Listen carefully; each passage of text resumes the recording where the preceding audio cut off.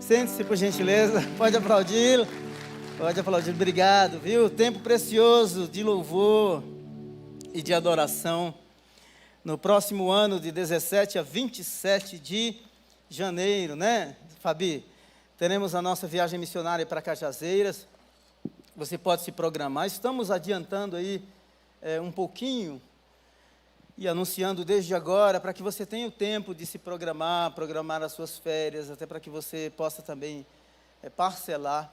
Essas viagens têm tido assim, um significado muito grande. Por meio dessas viagens, nós plantamos a igreja de São Bento, a igreja de Cajazeiras, porque eu estava lá, fui fazer a pesquisa, não é? O pastor Fagner hoje está em Cajazeiras, o pastor Lindomar. A igreja de Euclides da Cunha nasceu através de um casal, principalmente, na verdade, dois casais, que é o Altemar e a Isa, o Jodelson e a Kátia, que foram membros aqui na igreja, e aí voltaram para Euclides da Cunha, na Bahia, e no meio da pandemia nós começamos a fazer os cultos online, e o que é que aconteceu? A igreja nasceu, né? Então, agora a gente volta para fazer aquele trabalho de evangelismo, mas também dar alguns treinamentos. E algumas pessoas confundem, pensam que essa viagem é só para quem é um profissional qualificado, médico, psicólogo. Não, não, esqueça isso. Médicos irão, psicólogos, todos são muito bem-vindos, mas todos aqueles que querem e desejam participar dessa viagem missionária têm essa oportunidade de assim fazer. Então, Fabi, nós estamos fazendo as inscrições hoje, mesmo que você diga assim, nesse momento você diga assim, não, eu não tenho condições de ir, não é? Ore por isso. São experiências tremendas. E você que, de repente, até gostaria de ir, mas não tem as férias, eu quero bancar a de alguém. Já aconteceu isso aqui muitas vezes. Só para você ter ideia, nós fizemos um evento aqui em 2017, 2018, que nós chamávamos Viver a Vocação. E quando eu fazia os orçamentos da viagem, eu sempre colocava R$100 a mais, que era uma margem. E aí nós fomos juntando um dinheirinho. E naquele evento nós sorteamos 11 viagens. Olha só. Não é? E aí um dia eu estava em casa, uma pessoa ligou e falou assim, olha, eu gostaria muito de ir, não posso. Mas eu posso pagar de alguém? Eu falei assim, claro. Por que não? Então, mas o que nós queremos mesmo é que você realmente participem. Eu não sei se o Wesley está aqui. Cadê o Wesley? Ele está lá fora. O Wesley é um professor de educação física, é muito especializado na área de futebol e etc. E a missionária Rosa pediu um socorro para a gente lá no Timor-Leste. Então, possivelmente, primeira quinzena de setembro, nós estamos só definindo isso. O Wesley irá para o Timor-Leste dar um treinamento especificamente para os professores de educação física. Envolve uma série de coisas. A princípio era só futebol. Aí eu liguei para o pastor Ronald, viu, Margarete? Eu falei assim, deixa eu ampliar aqui o negócio. Aí liguei para o pastor Ronald, que é o diretor da Jamir, que é a agência missionária da CBN, que é a Convenção Batista Nacional. Ele falou, Samuel, a necessidade de uma pessoa como Wesley no Timor-Leste não é somente para a Casa Vida. A necessidade de um profissional na área de educação física no Timor-Leste é para o país inteiro, porque não tem. E aí o pastor Ronald falou assim, olha, por exemplo, não tem ninguém que dê um treinamento sobre cuidado integral do missionário. Aí já falei com a missionária Fabi, então nós queremos que a Fabi também vá. Mas você que de repente é um profissional nessa área, ou mesmo um médico, ou você diz assim, não, eu vou para lá para carregar a pasta do Wesley, que ele vai dar o treinamento. Então você diz assim, eu posso ir. Ou você quer servir na Casa Vida junto com a Rosa. Casa Vida são meninas que são tiradas do tráfico humano e são acolhidas nessas casas. A Rosa já está lá há 12 anos trabalhando. A Rosa tem feito um trabalho excelente. Hoje ela é a gestora, a administradora da Casa Vida. E seria muito bom se nós mandássemos pelo menos umas 5 pessoas, não é? Para estar lá com a missionária Rosa. Seria fantástico. Então, de repente, você diz assim, não, eu quero ir. Tá? Então, você pode me procurar a Fabi. Tá? Ou, novamente, de repente você também pode disponibilizar, como o pastor Ivene falou aqui, você tem milhas aí para, você nem usa e vai se perder, você pode patrocinar também a viagem de alguém. Amém? nós somos os responsáveis pela manutenção do reino de Deus. Você crê nisso? Então, não retenha aquilo que Deus te deu. O maior privilégio nosso é que o amor do Senhor seja conhecido entre as nações. Viu? Então, nós estamos juntos nesta missão. E o contexto nosso de mobilização é aqui, a Igreja Batista do Povo. O contexto imediato é aqui. Mas o nosso foco não é só São Paulo. Nosso foco é Jerusalém, Judéia, Samaria, e o nosso limite é até os confins da terra, né? Então, tem terra aí para a gente conquistar. Bom, se gosta desses temas, eu acredito que você tem sido muito abençoado, né? Deus tem falado conosco ao longo dos anos, e nós falamos 2 anos sobre o tema Assim Cremos, Assim Vivemos, e agora o nosso assunto é, mesmo com uma subdivisão e um subtópico do Assim Cremos e Assim Vivemos, essa ideia de permanecer, de frutificar no Senhor. E no mês de abril nós falamos aqui sobre as parábolas, o que as parábolas de Jesus têm a dizer sobre nós, ou para nós, não é?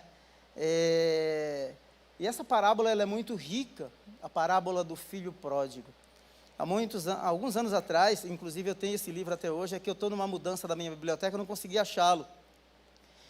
Mas tem um cara chamado Henry Nouwen, que era um professor de Harvard. Coloque aí, esse é o Rembrandt, o Rembrandt é um pintor de gravuras holandês, do século XVII, e ele fez um quadro muito lindo sobre a parábola do filho pródigo, e é o pintor mais famoso da Holanda. No entanto, é considerado um dos mais importantes de todo o mundo, Rembrandt. E ele escreveu aí o quadro, não é? E o Henry Nouwen, que é o professor de Harvard, um dia no museu onde estava esse quadro, ele ficou muitos dias, pegou uma cadeira, acho que o cara tem que ser meio fora da caixa, né, não? Eu falo assim, falei, esse cara deve ser meio pirado. Mas a vida do Nouwen é um sacerdote católico que eu acredito que a gente tem que aprender muito com ele, professor de Harvard. Só para ilustrar um pouquinho sobre a vida de Nouwen, do Henry Nouwen, ele, numa das fases da vida dele, ele tirou um sabático e ele foi cuidar de um tetraplégico. Eu nunca ouvi uma palavra do tetraplégico, ele cuidou 1 ano de um tetraplégico. E ao observar o tetraplégico, o Nouwen escreveu um livro, que o nome do tetraplégico era Adam. Ele escreveu um livro sobre Adam, o amado de Deus. Se você tiver a oportunidade de ler O Retorno do Filho Pródigo, e tiver a oportunidade de ler Adam, o amado de Deus, quebra a gente no meio, sabe assim? Bate forte. São livros fantásticos. E ele ficou muitos dias lá no museu, sentado numa cadeira e contemplando o quadro do Rembrandt. E ele escreveu o livro O Retorno do Filho Pródigo. E olha só, e eu achei assim muito pertinente para este momento, porque o nosso tema geral do mês de abril é o que as parábolas de Jesus têm a dizer. E ao Nouwen contemplar aquele quadro, olha o que descreve. A interpretação de Nouwen da pintura do Filho Pródigo de Rembrandt influenciou profundamente a sua escrita, inspirando uma viagem espiritual e uma reflexão contemplativa. O encontro de Nouwen com a pintura desencadeou uma exploração profunda de temas como amor, regresso à casa e reconciliação, que ele então traduziu numa nova interpretação da parábola clássica. Então, ao se deparar com aquele quadro, o quadro falou muito com ele, mas obviamente que ali o quadro era uma descrição da parábola do filho pródigo, feita por Rembrandt. Ao mergulhar na pintura e entrar no seu mundo, Nouwen permitiu que a contemplação visual guiasse a sua compreensão, conduzindo a uma narrativa rica e cativante que entrelaçou a sua jornada pessoal com a mensagem atemporal do filho pródigo. E eu achei muito pertinente essa introdução para esse momento, porque se Noé, ao passar muitos dias observando aquela imagem, aquele quadro, ele mergulhou e entrou naquele mundo. Agora você imagina o sentido dessa parábola, o que Jesus tem a dizer para nós, e como essa parábola ao longo dos anos tem impactado muitas e muitas e muitas vidas. E um dos primeiros aspectos que me chamou muita atenção na parábola é que ela descreve a graça de Deus de maneira muito extravagante. E eu gostaria que você pegasse essa palavra extravagante, não no aspecto negativo, mas como uma ênfase que eu estou dando nesta manhã, de uma graça assim que extravasa o lar do filho pródigo, o lar do pai, e se espalha pelo mundo. Então, o que é que Jesus tem a dizer a nós nesta manhã, através da parábola do filho pródigo? O primeiro aspecto é que a sua graça é extravagante. Amém? Não é para chocar você não, viu? É que ela é extravagante mesmo. Teve um místico do 14º século, ele disse assim: o coração humano é muito pequeno para manter tamanha graça. E o texto fala muito, eu achei interessante, porque quando a gente vai explorando, ler a Bíblia, às vezes eu tenho o hábito de ler o texto muitas e muitas vezes. E às vezes eu não consigo, porque a nossa semana é bem corrida, mas toda a série, quando tem uma mensagem num texto específico, eu sempre procuro ler o livro inteiro naquela semana, algumas vezes. E o primeiro aspecto é, no verso 15 diz assim: aproximaram-se de Jesus todos os publicanos e pecadores para ouvi-lo. Os fariseus e os escribas murmuravam dizendo: este recebe pecadores e come com eles. Veja aqui que coisa linda aqui. Pecadores e publicanos, eu não vou poder entrar nos detalhes aqui do texto, porque eu não vou conseguir pregar nenhum texto da mensagem. Mas veja só que tem aqui primeiro duas classes que são pecadores e publicanos, ou seja, todos aqui eram pecadores. A graça extravasa de tal maneira que pecadores e publicanos são bem-vindos à mesa. A graça se extravasa de tal maneira que um pastor que tinha 100 ovelhas, ele deixa 99 e vai buscar uma que se perdeu. 99 está dentro do aprisco, uma se perde. Veja, pecadores, aqueles que estão fora, distantes, separados, porque a ideia de pecado é separação. A graça, ela alcança, ou ela se extravasa de tal maneira que alcança pecadores e publicanos, aqueles que estão fora do relacionamento com Deus. Pecado é morte, morte é separação. Mas ela também extravasa de tal maneira que uma ovelha ferida, que agora está inserida no contexto da comunidade, certo? Vocês estão conseguindo me compreender? Tá claro? Então veja só, ali 99, uma está perdida, há um relacionamento, há um convívio, mas uma se perdeu. Ou seja, está dentro do raio, não é? No contexto da comunidade. Ou seja, a graça não somente, ela é extravasada de tal maneira que alcança os de fora, que estão separados, mas aqueles que estão dentro da comunidade, e que se perdem, e que se machucam, do ponto de vista religioso, do ponto de vista do convívio da igreja, ou do ponto de vista do convívio familiar. É possível que a gente se perca dentro da própria comunidade onde nós vivemos e convivemos. Pessoas que vivem isoladas no seu próprio mundo. Pessoas que se machucam dentro do próprio contexto onde vivem. O terceiro aspecto é que uma mulher tinha uma dracma. né? Ou ela tinha 10 e perdeu uma, certo? A dracma é uma moeda que era um dinheiro, na verdade, mas muitas mulheres usavam num colar. Uma dracma era equivalente ao salário de um dia. 2 dracmas, hoje não dá para... Alguém definiu isso como 16% de $1 naquela época, mas, por exemplo, com 2 dracmas você comprava um boi, naquela época, com 1 dracma você comprava uma ovelha. E então era uma moeda, possivelmente de prata, que as mulheres usavam e faziam um colar, ou seja, era uma ornamentação, ou se tornava uma joia, e das 10 a mulher perde uma, e ela procura a graça que se extravasa e que alcança aquele que se perde dentro de casa. Percebe?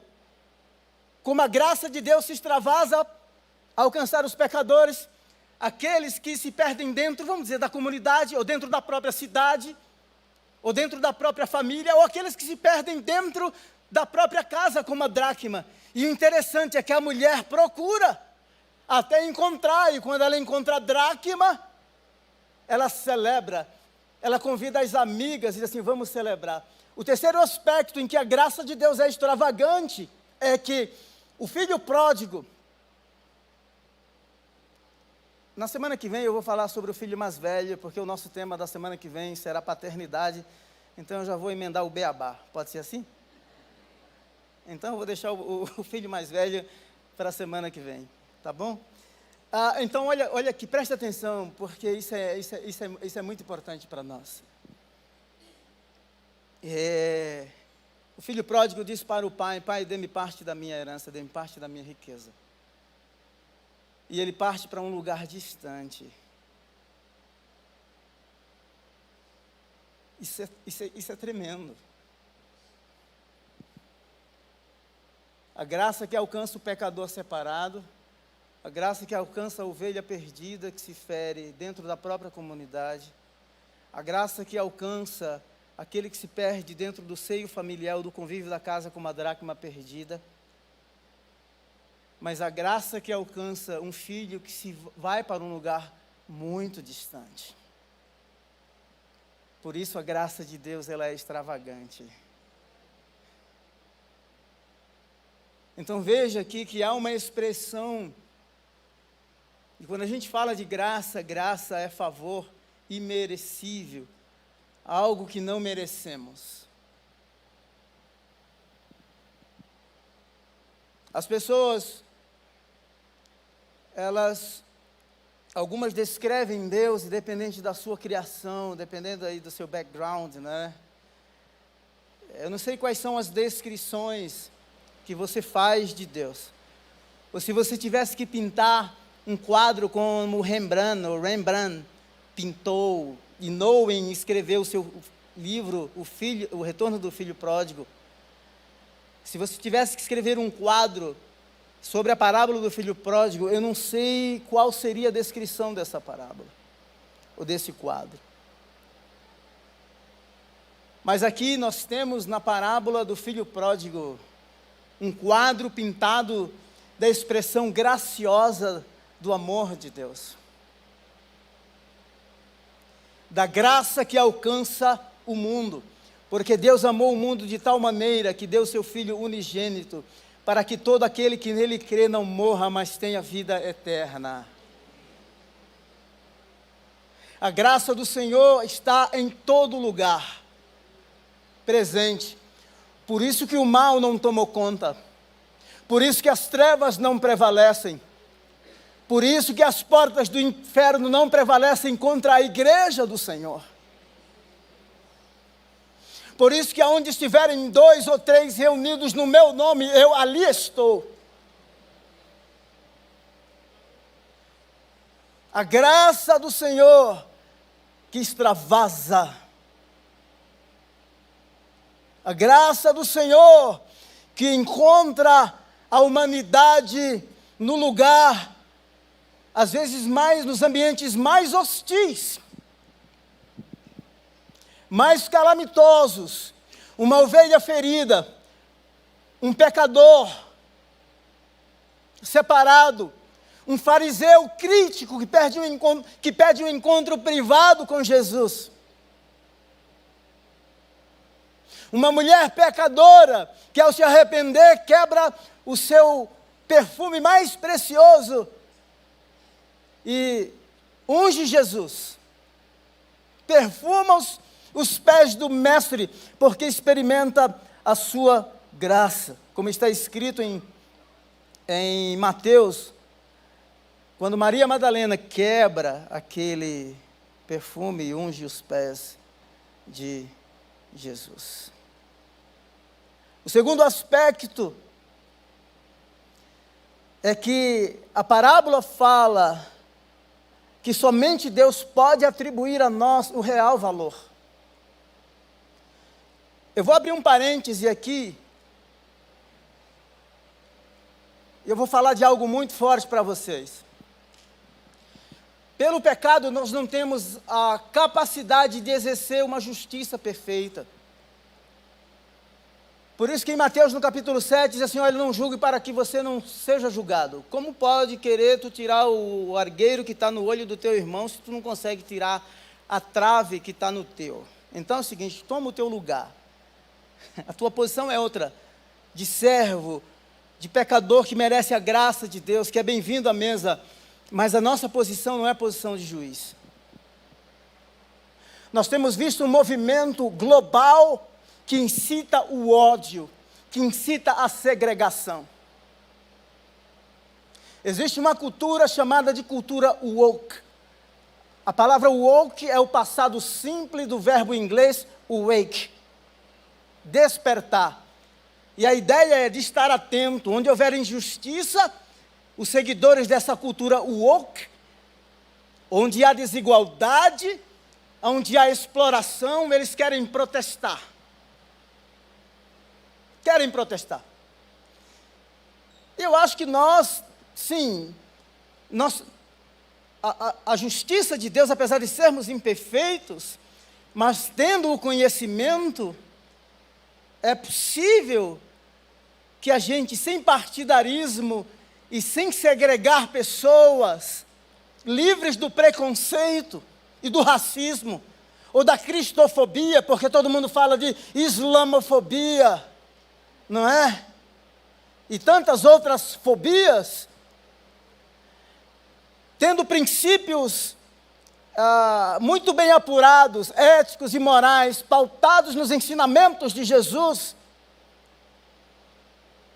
e tendo em mente que o nosso dever e a nossa responsabilidade como cristãos não é segregar, não é separar, mas se juntar, reconciliar, proclamar a boa notícia do Evangelho, para que uma humanidade mergulhada no pecado experimente os valores do reino de Deus por meio do sacrifício de Jesus na cruz do Calvário.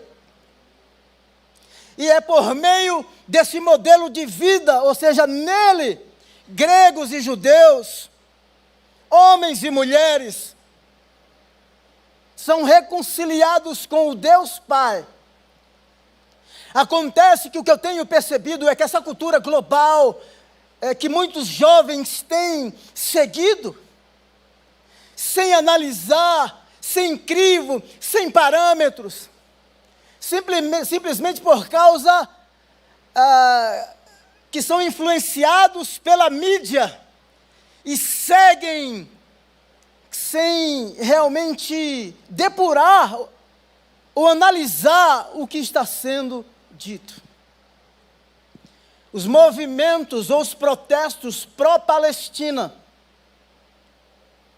Aquela guerra não envolve simplesmente, ou essa guerra que já vai completar 7 meses, não envolve simplesmente judeus e palestinos. Existe um grupo radical chamado Hamas. E é nesse ponto que eu quero chegar. Por quê? No final de 2023, até a semana passada, só nos Estados Unidos, o número de denúncias sobre antissemitismo aumentou 140%.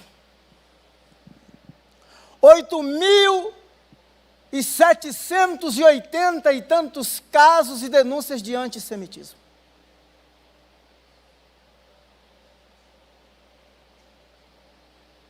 Jovens acampados na Universidade de Yale, Columbia, Harvard e assim por diante. Os reitores dizendo que o antissemitismo não cabe dentro do campus, mas eles estão protestando. A nível global, eu não vi ninguém, absolutamente ninguém, que segue os parâmetros da cultura woke, que está fundamentada ou que nasce no solo do marxismo cultural, dizer que Hamas, ao matar 1.200 pessoas e sequestrar 240, estava errado. Não ouvi uma voz. Então o parâmetro de justiça está equivocado. Porque nós somos a favor da vida. Por que é que alguém se preocupa com um boi que está sendo sacrificado porque é vegano ou flexitariano, não é? Agora tem flexitariano, sabia? Flexitariano é, eu sou vegano, mas se eu quiser comer um bife, eu posso comer um bife. É verdade. O povo está meio pirado.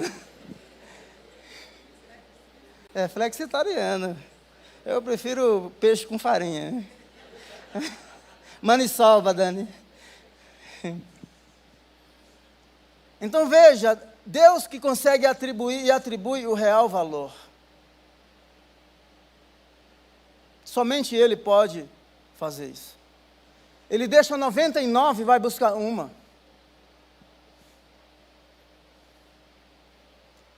10% ou 1% daquilo que se perdeu, Ele atribui o real valor. A mulher que perde uma dracma, 10% do prejuízo, Deus atribui o real valor, 10% daquilo que estava perdido. O pai que, na verdade, ele pensa que tem os seus filhos, e a gente pensa que é só o pródigo, ou seja, pródigo aquele que esbanja, que estava perdido, mas o filho mais velho também estava perdido.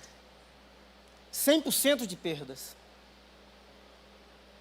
E seja 1%, seja 10%, seja 100%, o pai é que realmente reconhece na pele o valor da perda. A dor da ausência do filho que esbanja, que vai para uma terra distante. Eu posso falar com propriedade sobre Israel, Hamas e Palestina, porque eu não estou preocupado com uma terra santa, Israel. Eu reconheço e respeito, e graças a Deus, Paulo diz em Romanos, qual o benefício em ser judeu? Sim, tem benefício, deles vêm os profetas e os oráculos. Mas Deus não está restrito a um pedaço de terra. A nossa cidade está nos céus, e onde também virá o nosso Salvador.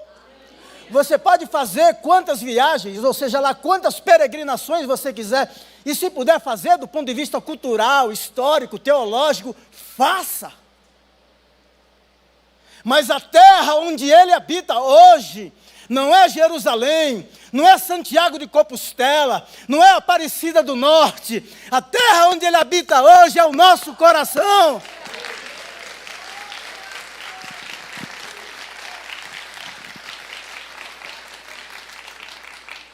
Então há uma fala de muitos radicais, que foi uma frase mencionada nos protestos nas ruas de Londres, dizendo assim: From the river to the sea, Palestine will be free, or Palestine will be free. Do Rio Jordão ao mar, a Palestina será livre dos judeus. Agora, qualquer muçulmano que entende, ou qualquer cristão ou não cristão que tenha o mínimo de entendimento, seja ele bíblico, teológico ou alcorânico, vai entender que mesmo o Alcorão diz que a terra é terra dos judeus. Que a mesquita Al-Aqsa e Dom da Rocha ela foi erguida nos alicerces do templo de Salomão.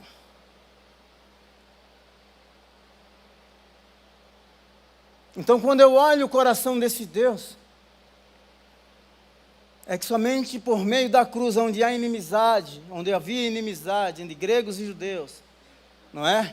Os bairrismos do Brasil, sulistas e nordestinos e etc., isso não cabe na nossa teologia. Isso não cabe na teologia da cruz. Judeus e alemães, juntos, porque a mensagem da cruz não é uma mensagem de segregação, é uma mensagem de reconciliação. Eu tenho estudado ao longo desses anos, e eu tenho visto que as pessoas falam tanto de amor, mas elas segregam.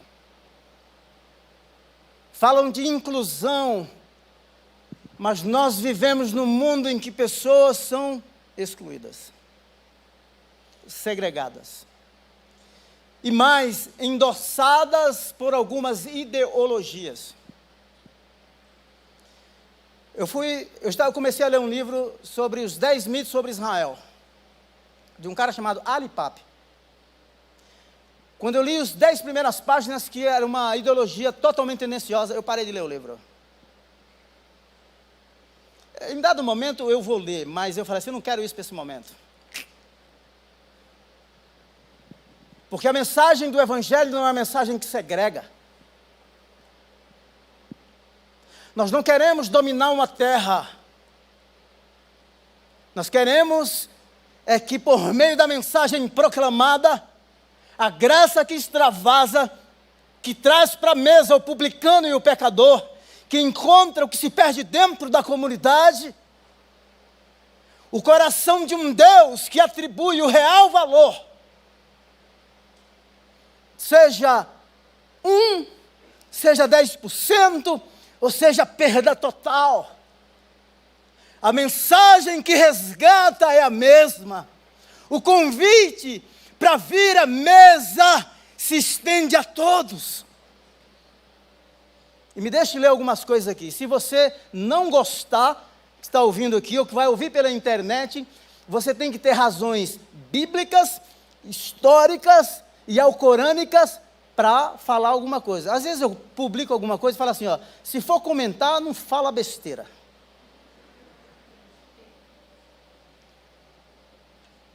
Pode falar besteira. Então, você vai comentar, pode discordar, e eu acho até que bom, discorde mesmo, não tem problema algum. Mas eu descobri um livro, depois da Guerra dos 6 Dias,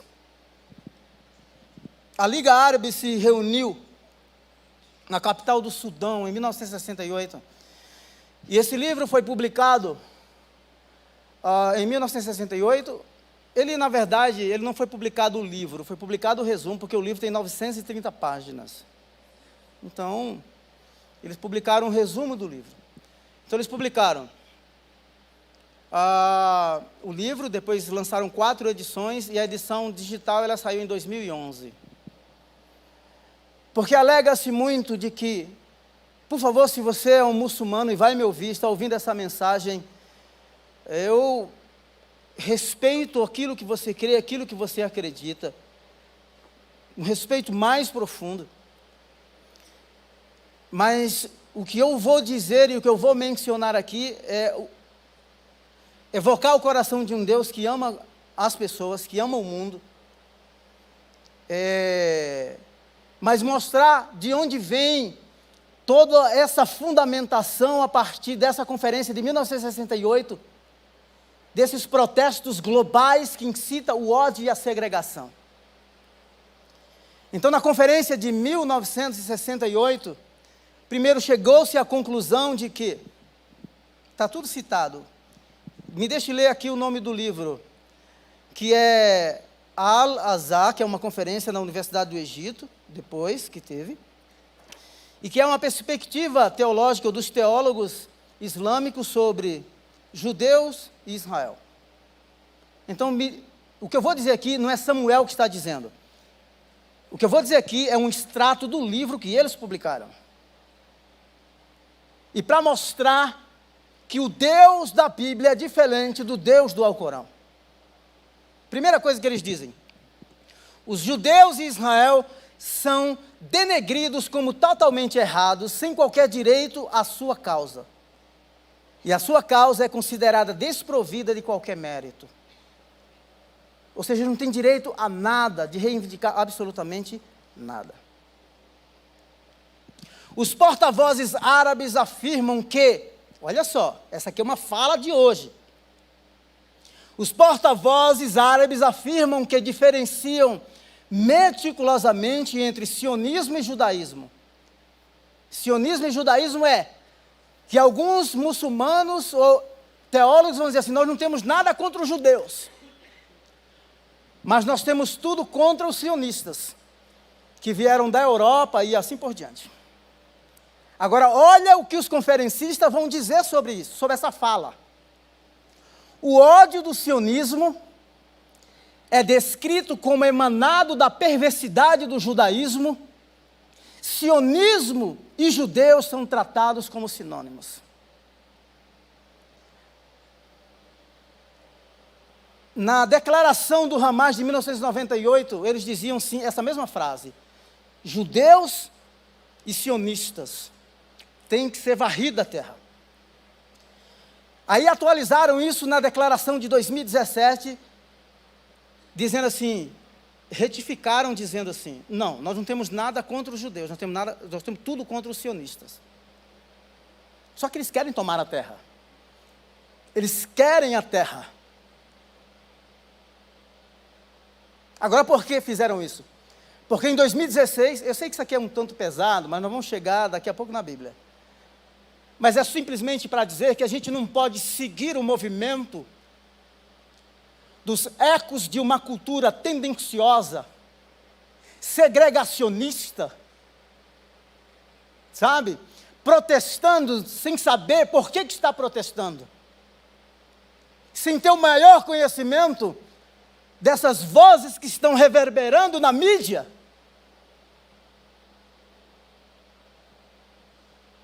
Porque eu não acredito, eu não consigo acreditar que o Deus da Bíblia vai me mandar odiar.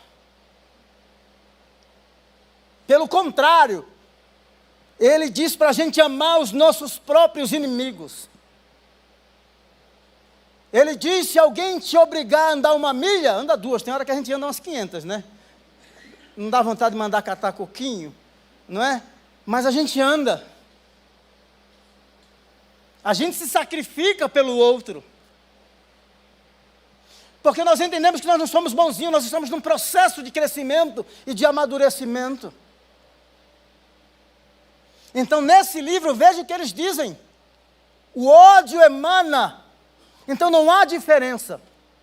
Agora, por que na declaração de 2017 do Hamas, eles retificaram isso? Porque a Irmandade Muçulmana foi expulsa do Egito em 2016.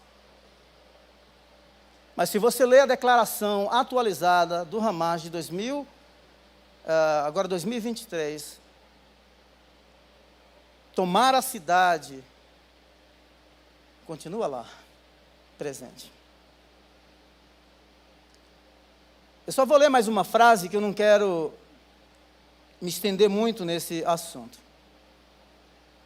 Mas olha só, como que eles descrevem o povo judeu? São os teólogos, não estou dizendo que todo muçulmano pensa assim. Mas os teólogos na conferência de 1968, depois 1970, 1974, esse livro foi publicado na versão digital em 2011 e continua vivo aí. Eles dizem assim na página 8, olha o que é que eles dizem. Esta última expressão pode ser encontrada até no discurso de abertura da conferência, pelo vice-presidente, o senhor Al-Shafel, a expressão cães da humanidade. Os judeus são chamados de cães da humanidade. Os próprios judeus são uma ralé, e não constituem um verdadeiro povo ou nação. A sua maldade foi transmitida ao longo da sua história, através da sua herança cultural. Assim, quem se converte ao judaísmo fica contagiado com as suas qualidades repugnantes. Pelo seu comportamento, os judeus suscitam o ódio e a perseguição de todos os povos com os quais tiveram contato. Eles merecem o seu destino. Em parte do livro, sabe o que eles dizem? Que talvez Alá tenha concedido a oportunidade de Israel se tornar como Estado e como nação em 1948, simplesmente para juntar todos os judeus num só lugar para exercer juízo sobre eles. Que Deus é esse? Compara com o Deus da Bíblia agora. Graça extravagante. Amor que ama incondicionalmente. Graça que se estende aos religiosos e que suscita até crítica. Este come com os pecadores. Mas que tem a mesa aberta para receber pecadores e publicanos. Por isso, nós, como igreja, não podemos permitir, no contexto do século 21, que nenhum partido religioso ou qualquer autoridade que se julgue suprema cale a sua voz. Essa graça desse Deus tem que estar estampada diariamente na sua vida e através da sua vida. O mundo precisa entender que pecadores são bem-vindos à casa da graça, à mesa da graça, ao Deus que reconcilia, ao Deus que recebe. O que Jesus tem a dizer para nós nesta manhã, através da sua parábola. Agora, uma outra coisa que vocês vão se escandalizar. Todo mundo fala de limpeza étnica, não é? Apartheid. Não é assim? Você ouviu essa palavra? Quem ouviu, levanta a mão. Não, os judeus ou os sionistas estão... É um apartheid, é uma prisão a céu aberto. No ano 1948, haviam pelo menos 850 mil judeus no mundo árabe. Você sabe quantos tem hoje? 3.300. Isso é limpeza étnica. Entenda uma coisa. Se tem alguém que tem um lugar de fala, conhece essa frase? Um lugar de fala que pode falar sobre isso, somos nós. Primeiro, eu não estou preocupado com uma terra. Eu não estou preocupado se é judeu, ou se é palestino, ou se simplesmente é Hamas. O nosso lugar de fala é um lugar de alguém que tem a esperança de que um dia irá passar a eternidade, que o nosso Deus é um Deus para todas as nações, e que a nossa mensagem é uma mensagem de reconciliação e de amor. Fim de papo. Então não vou defender judeus, não vou defender palestinos. A nossa mensagem apresentada é, até para a gente ser equilíbrio, irmãos, porque eu já ouvi muçulmanos dizendo assim, por que vocês crentes só falam dos judeus? Lê Atos 2, os árabes estavam lá. Ele comprou para Deus homens e mulheres de toda a tribo, língua, povo e nação. Lembra dos discípulos quando perguntaram, é neste tempo que tu vais restaurar o reino a Israel? Ele disse, a vocês não cabem entender o tempo e as estações que o Deus Pai preparou para a sua vontade, mas sejam as minhas testemunhas, tanto Jerusalém, Judeia, Samaria. Fim de papo. Deus, então o nosso lugar de fala é esse, que a mensagem do Evangelho, a graça que extravasa, é uma graça que alcança todos. Agora me deixe mostrar para você aqui. No Marrocos, em 1948, haviam 265 mil judeus. Hoje tem 2.150. Uma diferença pequena, né? Na Líbia haviam 38 mil judeus em 1948. Hoje não tem um. Na Algéria, haviam 140 mil judeus em 1948. Em 2018, haviam 50. No Iraque, 135 mil judeus em 1948. Em 2018, 10. No Iêmen, em 1948, haviam 63 mil judeus. Em 2018, haviam 50 judeus.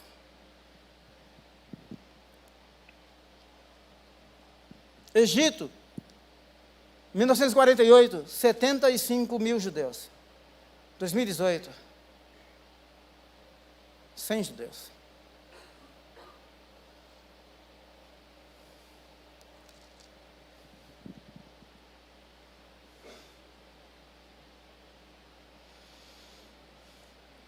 No Líbano, em 1948, haviam 5 mil judeus. Em 2018, 100 judeus. Na Tunísia, em 1948, haviam 105 mil judeus.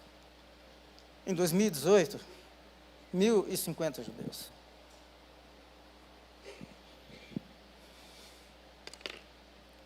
Na Síria, em 1948, haviam 30 mil judeus. Em 2018, 100 judeus. Dos 851 mil judeus que havia no mundo árabe em 1948, em 2018 só havia 3.330 judeus. Você pode pensar, por que é que eu estou chorando? Porque eu sei o que é ser imigrante. E certamente, esses judeus do mundo árabe, ou seja, judeus de fala árabe, eles deixaram toda a sua história e toda a sua vida para trás. Tiveram todas as suas propriedades confiscadas e nunca lhes foram devolvidas. Então não me venha falar de limpeza étnica, jogando conceitos ao vento.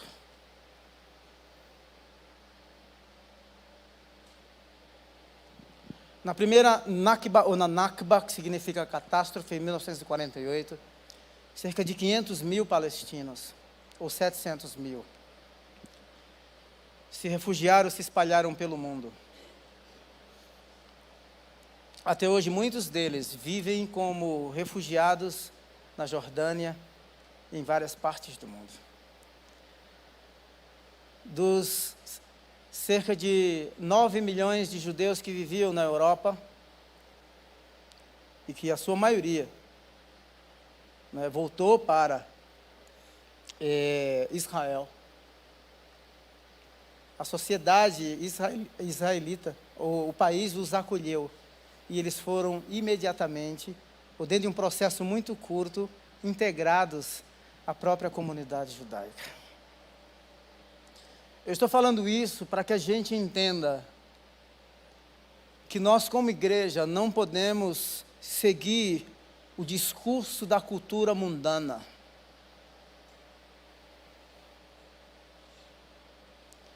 Nas eleições de 2022, uma das nossas falas nas reuniões de liderança do conselho, com o pastor Jonas e toda a equipe pastoral, agora com o pastor Ivene, me deixe dizer uma coisa aqui para você. Eleições no Brasil agora é um embate ideológico, é uma guerra ideológica. Embora eu sei que os ecos das ideologias que estão lá fora acabam de alguma maneira impactando ou influenciando a vida da igreja, mas nós não podemos ir para a arena política e ideológica. Jesus disse que o reino dele não é desse mundo. Agora eu pergunto, quantos de vocês já ouviram falar que haviam quase 1 milhão de judeus árabes de judeus de fala árabe no mundo muçulmano e que foram expulsos. Alguém ouviu isso antes? Alguém ouviu a mídia falar? Alguém ouviu falar das suas propriedades que foram confiscadas? Então é um discurso tendencioso.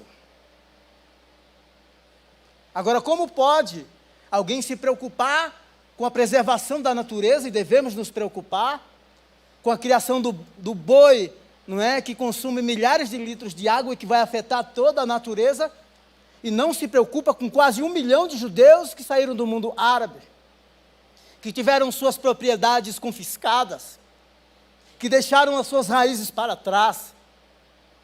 Que graça é essa? Que Deus é esse? Que ideologia do inferno que é essa?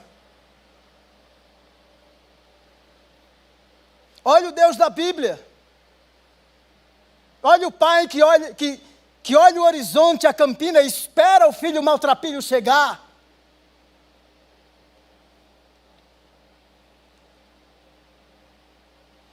Isso aqui é para nós entendermos que é esse o contexto global em que nós vivemos hoje. Essa é a cultura que os nossos filhos já estão se deparando na escola. Eu estava em BH pregando numa conferência, eu estava conversando com uma adolescente de 17 anos, a Isa, vou chamar só de Isa, e ela disse assim, eu estava numa igreja, numa escola católica, e a professora me deu uma prova para fazer, com uma pergunta totalmente tendenciosa, me induzindo a dar uma resposta que ela quer, afirmando tal ideologia. Eu falei, você tem essa prova? Eu quero ver essa prova. Eu tenho essa prova guardada até hoje. Escaneei e guardei como arquivo. Eu falei assim, que mundo é esse que induz? Em que os nossos filhos, as pessoas que trabalham nas grandes corporações, o que enfrentam, os posicionamentos que têm que tomar. E mais do que nunca, os discípulos de Cristo têm que tomar um posicionamento radical, sem ser hipócrita e sem ser legalista. É isso que eu creio, e se tiver que pagar um preço pela minha fé, vou pagar até o fim.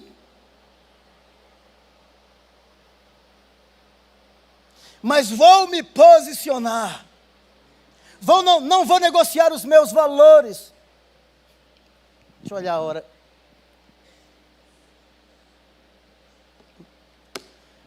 Já vou encerrar, tá bom?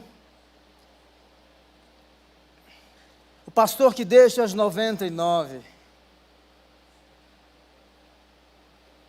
Aí eu pergunto, será que essa cultura está ouvindo o pulsar do coração daqueles 240 pais, ou filhos, ou netos, que foram sequestrados, das 1.200 famílias enlutadas?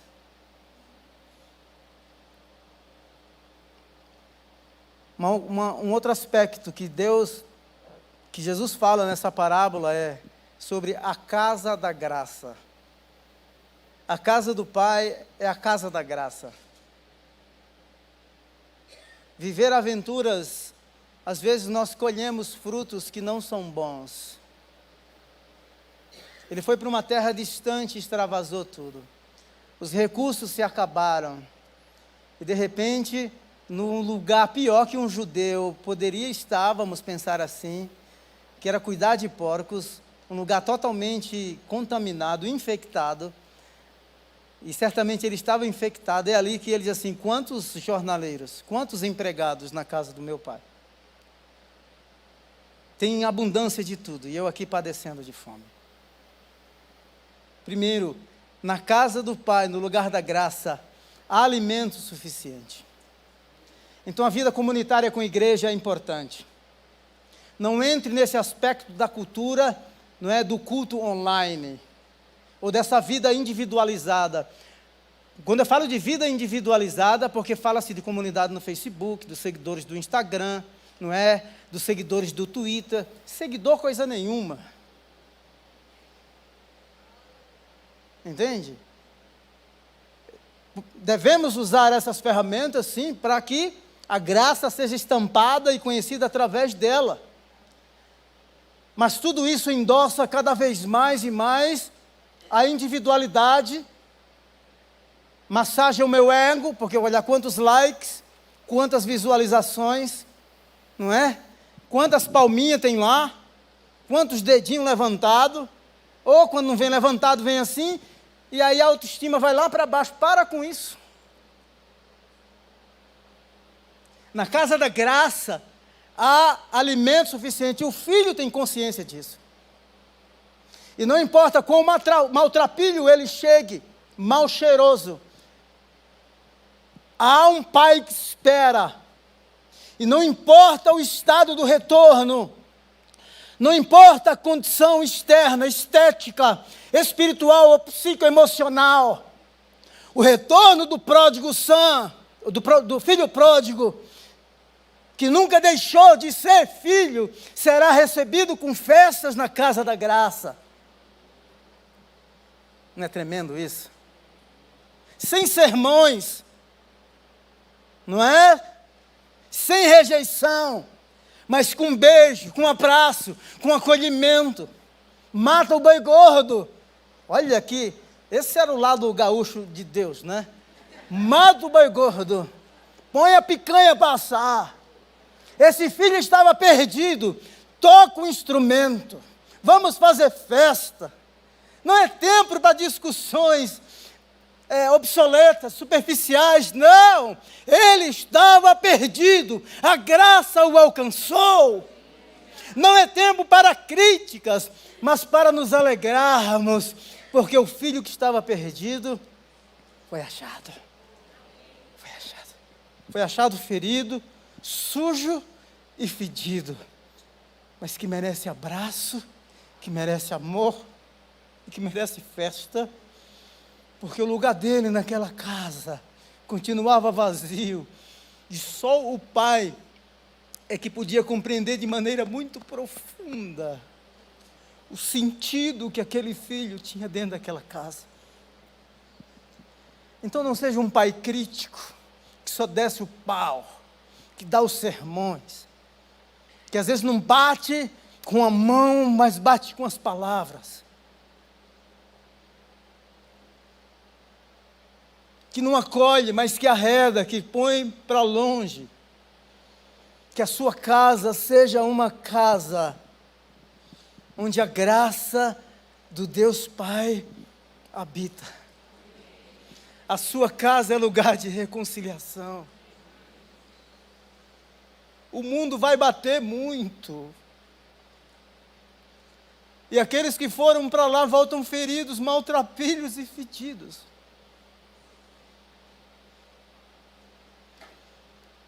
Mas é ao retornar para casa que suas vestes são trocadas. E ele é perfumado novamente com a graça. Ele é amado e ele diz assim: Pai, me recebe aí como um dos teus empregados.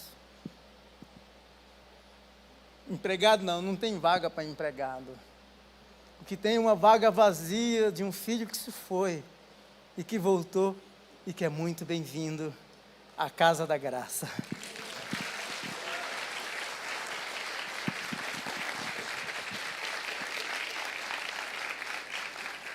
Vamos colocar em pé.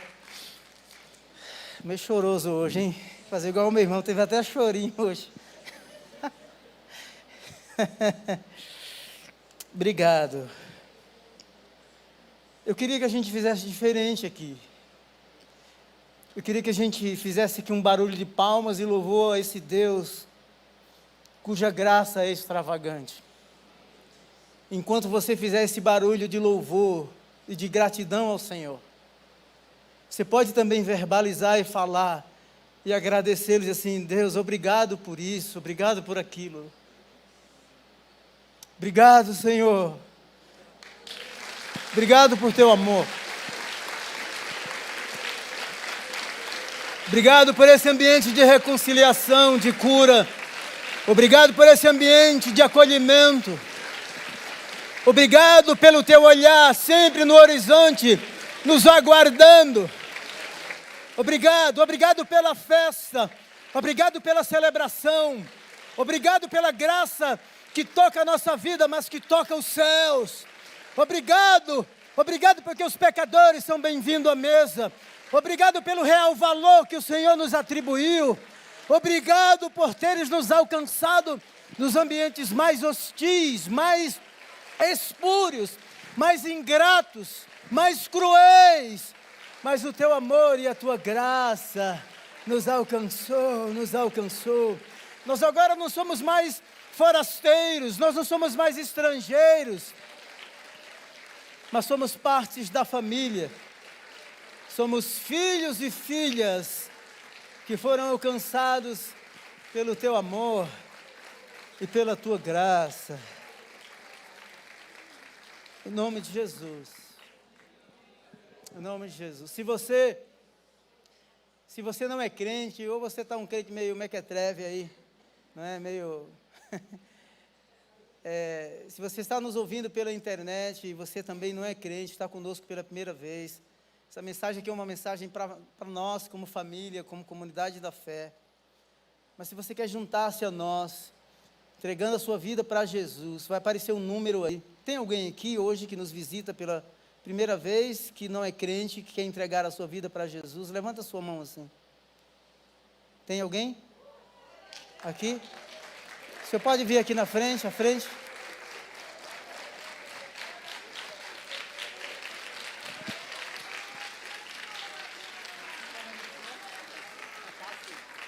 Amém. O nome dele é seu Atácio, muito bem-vindo. Deus o abençoe. Viu? Nós queremos orar pelo senhor. Esse é o pastor Paulo. Paulo Frutuoso, mas nós o chamamos de Paulo Virtuoso. O Neno. Eu enfrentei uma luta. Enfrentou uma luta? Estou numa luta espiritual muito grande. Nós vamos vencer. Amém. Já vencemos. Já vencemos? Já vencemos. É isso mesmo, já vencemos. Ele venceu por nós. Opa. E vamos seguir os passos dele. Vamos seguir. Seu Atácio, você pode fazer uma oração simples, dizendo assim: Senhor Jesus. O senhor pode repetir? Fala assim: Senhor Jesus. Senhor Jesus, Eu entrego a minha vida a Ti. entrega a minha vida a Ti. Eu abro o meu coração. Eu abro o meu coração. Eu confesso com os meus lábios Confesso com os meus lábios. e Te recebo no meu coração Te recebo no meu coração. como meu único e suficiente Salvador. Como meu único e suficiente Salvador. Eu te peço Eu te peço que as marcas do Teu reino, que as marcas do Teu que as reino, marcas do Teu amor que as marcas do Teu amor e da Tua graça e da Tua graça sejam escritas sejam escritas nas paredes do meu coração. no meu coração. Eu Te recebo como meu Salvador. Te recebo como meu Salvador. Ajuda-me Ajuda-me como meu Salvador como meu Salvador nesta próxima jornada, próxima jornada, neste novo ciclo da minha vida. esse novo ciclo da minha vida. Dá-me força, Dá-me força, dá-me graça, graça, para que eu possa que eu possa viver uma vida ter uma vida que glorifica o Teu nome que fica o Teu nome, e que aponta para o Teu reino aponta para o Teu reino, e que estampa a Tua graça. tampa a Tua graça. Em nome de Em Jesus. nome de Jesus. Amém. Estenda suas mãos aqui à frente. Pode aplaudi-lo. Pode aplaudir. Permaneça aqui um pouquinho. Estenda suas mãos aqui. Pai, muito obrigado. Obrigado pela vida do seu Atácio. Obrigado por o trazeres aqui nessa manhã. E pela decisão que ele está tomando de vir aqui à frente e recebendo Jesus como seu único Salvador. Talvez outras pessoas estão ouvindo pela internet, ouvirão essa mensagem. Oro para que sejam tocadas, mas acima de tudo, oro para que sejam transformadas, para que a vida delas possa realmente ser transformada pelo poder do Evangelho, pela graça que os alcança, em nome de Jesus. Dá-nos uma semana abençoada, cheia da Tua graça, do Teu amor e da Tua bondade, em nome de Jesus, amém. Vai conversar com vocês aí, com o senhor, ele vai pegar o seu nome direitinho, vai te dar um presente, nós queremos acompanhar. Deus abençoe. Uma semana abençoada, em nome de Jesus. Vamos com Deus.